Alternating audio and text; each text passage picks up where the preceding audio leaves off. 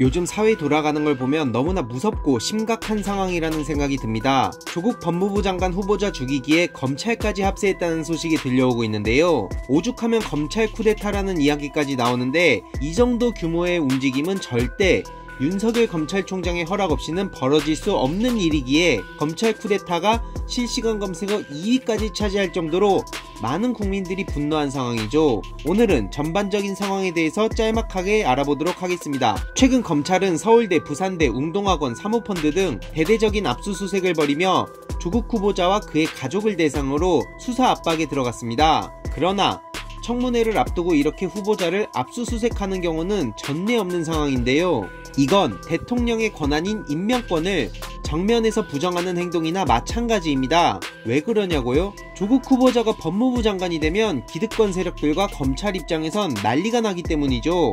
이를 어떻게든 막기 위해 검찰은 노무현 전 대통령한테 사용했던 수사 흘리기 수법을 똑같이 사용하고 있는 상황입니다. 이에 조국 후보자 주변 수사기밀 유출자에 대한 신속한 압수수색과 수사를 요구한다는 청원까지 등장했는데요.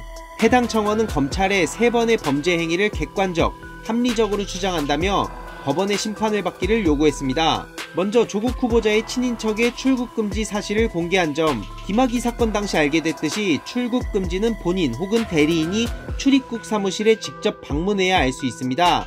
그만큼 중요하게 법으로 보호받는 개인정보인데요. 공직자도 아닌 일반인의 중요 개인정보를 언론에 공개하는 심각한 개인정보 유출 사례인 거죠.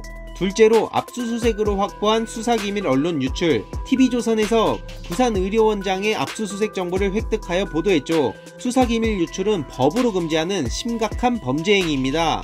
셋째로 조국 후보자 주변 압수수색 계획 유출. 어떻게 청와대와 여당도 몰랐던 압수수색을 알았는지 언론은 미리 대기를 하고 있었고 보란듯이 보도했죠. 이건 압수수색 정보를 유출한 중대 범죄 행위입니다. 기밀 유출자가 검찰 내부 또는 검찰 주변 인물이 의심되는 상황에서 증거인멸이 심각하게 우려되는 상황이라고 봅니다. 특히나 기밀누설죄는 정말 심각한 문제이기 때문에 윤석열 검찰총장 처벌 청문까지 올라온 상황인데요. 압수수색에서 나온 교수에 대한 정보가 압수되고 검토되자마자 즉시 조선일보에 전달됐고 이를 단독으로 보도한 것이죠. 보도 내용은 조국 후보자 딸에게 과거 장학금을 준 노한중 부산의료원장 컴퓨터에서 대통령 주치의 선정에 본인이 깊은 역할을 했다라는 문건이 나왔다는 건데요. 이건 아무리 봐도 검찰 관계자가 TV조선에 기밀사항을 누설했다고 밖에 볼 수가 없는 겁니다.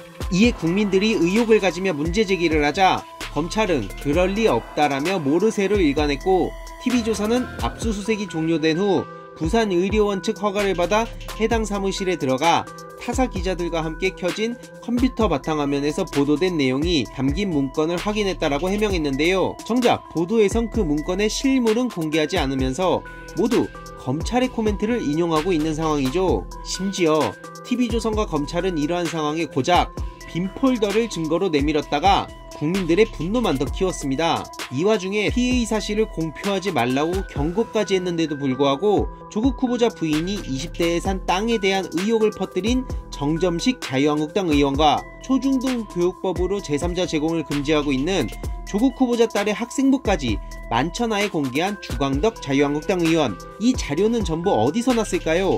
검찰이 일반인 사생활까지 이렇게 탈탈 털어도 되는 겁니까? 국민들이 진짜 바보로 보이십니까?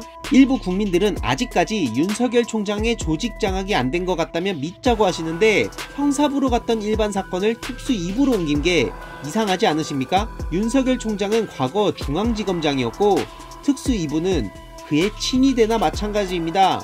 압수수색, 수사기밀, TV조선 보도, 이 모든 건 검찰총장의 강력한 의지가 없으면 불가능한 시나리오죠. 이런 터무니없고 말도 안 되는 행동이 바로 지금 저희 눈앞에서 벌어지고 있습니다.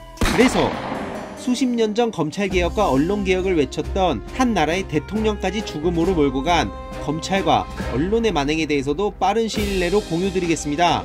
이번에도 조국 후보자를 놓치게 되면 검찰개혁은 또 물 건너가고 다시 암흑의 시대를 살아가게 되는 거나 마찬가지이기 때문에 정신 똑바로 차려야 합니다. 그렇기에 설령 운명이 된다고 끝이 아닙니다. 그때부터 진짜 시작인 거죠. 유익했다면 구독과 좋아요하고 주위에 널리 공유해 주시길 바랍니다. 오늘은 여기까지 하겠습니다.